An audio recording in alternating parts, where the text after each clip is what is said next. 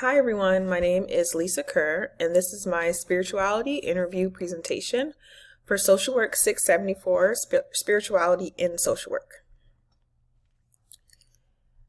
I'll start by introducing my interviewee.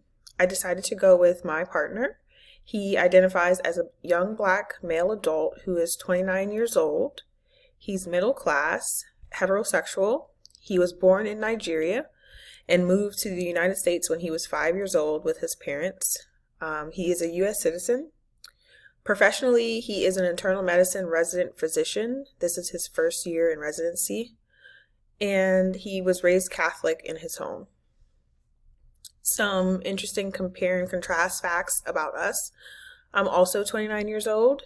I was also born in a different country. I was born in Jamaica and immigrated to this country with my mother when I was 4 years old. I'm also a U.S. citizen. Professionally, I'm a social worker. And I was raised in a home that was Baptist. Before going into the actual interview with my interviewee, I thought it'd be important to kind of go over some points about the differences between spirituality versus religion. At the beginning of this course, it was really interesting to learn in depth about these differences between spirituality and religion. So spirituality is a process and a way of life that involves personal growth, rituals, and development. It also involves relationship building with oneself and others, whereas religion is more so organized and is an institutionalized system that involves communities, i.e. churches, symbols, i.e. the cross or the Star of David, behaviors, values, and traditions. How do you describe your religious beliefs, spiritual paths, or faiths? This is actually getting into the interview, and this was one of the first questions that I asked my interviewee. His response was, religiously, I describe myself as a Christian. My spiritual path is guided by my belief in Christ. My goal is to be able to find a church community to grow my faith and connection with God. I also look forward to the church community to help me become more vulnerable. Throughout this interview, my interviewee definitely harped on his connection and his relationship with Christ, and in that being at the center of his faith. He also talked a lot about his faith in Christianity helping him be more vulnerable. How did you come this far in your journey? The interviewee's response was, I understand that everything stems from my spirituality and faith. I have come to a point in my life or on my spiritual journey where I have seen how my faith allows me to grow and be truly fulfilled. The quality of my relationships, my mental health, and how I experience life is all connected to my belief system. The interviewee definitely believes that with a combination of his personal experiences, his home environment, and just the opportunity to age and grow and mature, all those things were factors in getting him to the point where he is now in his spiritual journey, to be able to recognize that everything in this life stems from a solid foundation in faith.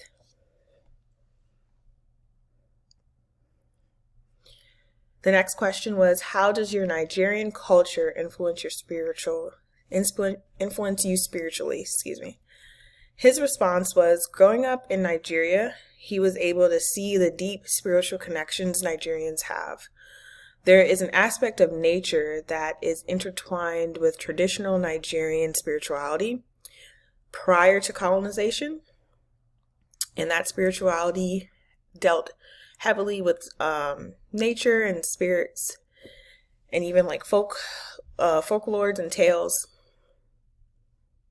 But he also made a point to reference that post-colonization, there is more of a Christian influence, and that Christian influence kind of goes against with some of the natural aspects of traditional Nigerian spirituality.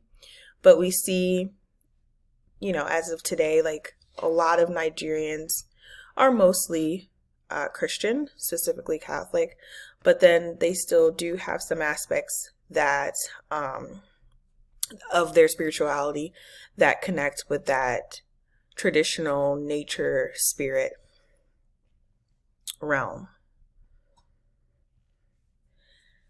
The next question is, does class or socioeconomic status affect your spirituality? The interviewee's response was yes. Socioeconomic status affects one's spirituality because people who tend to be on a lower class, seek a higher power for patience, for peace and hope. This question and anything that regards socioeconomic status definitely weighs heavy on the interviewee's heart because of personal experiences and just things that he saw growing up. He definitely empathizes greatly with people who are from a lower socioeconomic status or class, and students or people of color who experience hardship. With that being said, he also believes that if those individuals who are from a higher class may tend to be less connected to a higher power, possibly because of being wrapped up in their own belief of their own success.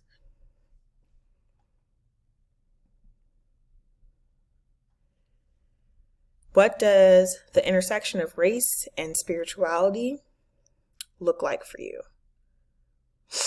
The interviewee's response was, it's interesting because Christianity wasn't the original religion of Black people. It was forced on us due to slavery and colonization. Black people then took it on, embraced it, and used it to render hope and faith. Excuse me. And here we see a quotation that kind of also supports what my interviewee is saying, from Hodge and William. American Blacks rate the highest group with the importance of God. So that's basically supporting what he's saying in reference to there's a huge amount of Black people who have this sense of hope and faith and this higher power belief, even though originally Black people were not Christians. Christianity was something that was kind of forced upon us, but we embraced it and we used it to render our spirituality.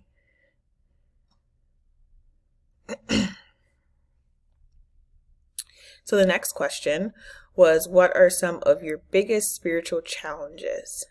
And to this, the interviewee responded by saying, for him, one of the biggest challenges on his spiritual journey is being able to find a good teacher that is well-versed and experienced in Christianity than he is, that would be willing to go with him along this journey and teach him and guide him. I think that's really important for him because he brought up, again, this idea of trust and vulnerability. And if he could find a person that is further along in their spiritual journey and more knowledgeable, that he could feel safe with, that will help him on this path of being more vulnerable within his spirituality.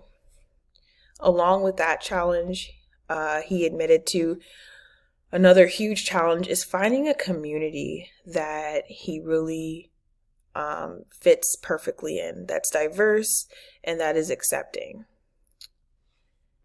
Which leads me to a quote by Brigham Young. People are seen as a larger community, and it is this community that facilitates psychological growth and transformation. So this basically is just letting us know that community is one of the driving forces of spirituality and religion. And community is definitely needed to keep us grounded and to keep us going on our journey, because it provides a level of support that we need. So the next question, what is your purpose in life and what validates those beliefs? Excuse me. His response was, he solely believes that his purpose in this life is to nurture and to help others grow, which I thought was really amazing to say or to find out. And he backs up that belief and that thought process by a couple of examples that he brings up with core relationships, such as with his significant other and his best friends from college and his family. For him, it's a big deal to be able to show up for those relationships and show up for those people and watch them grow and develop into the person or the people that they're supposed to be. And if he can, be a part of that development or aid in that development in some ways, he feels like that is connected to why he has been placed on this earth and his purpose. Another thing that validates his purpose of being a nurturer and helping others grow is his profound connection or push to become a physician or the career that he has found himself within. He went on to explain that his career or this push to become a physician has given him the opportunity to help nurture people that he doesn't even know, that he gets to know while working with them. And he feels that also validates this idea of why he was placed on this earth. All of this purpose of life and validation also connects with Viktor Frankl and his Meaning of Life book, Man's Meaning of Life book, which leads me to a quote that says, according to logotherapy, this striving to find a meaning in one's life is a primary motivational force in man. And we see that definitely relates to my interviewee and his experiences.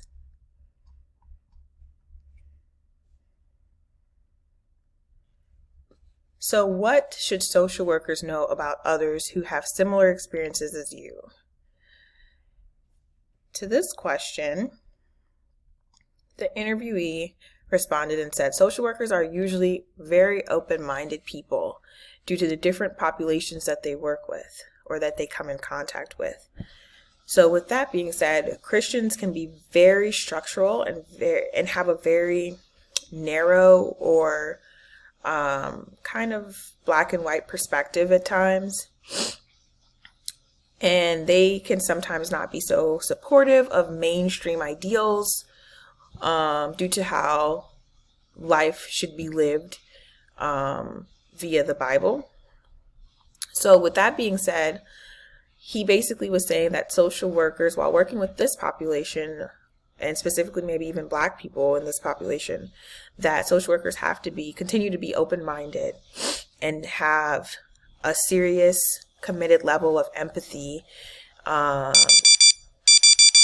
Social workers also need to be well-versed and knowledgeable about religion and spirituality and how culture plays a role in religion and spirituality and what culture and race does for people in terms who are religious or spiritual.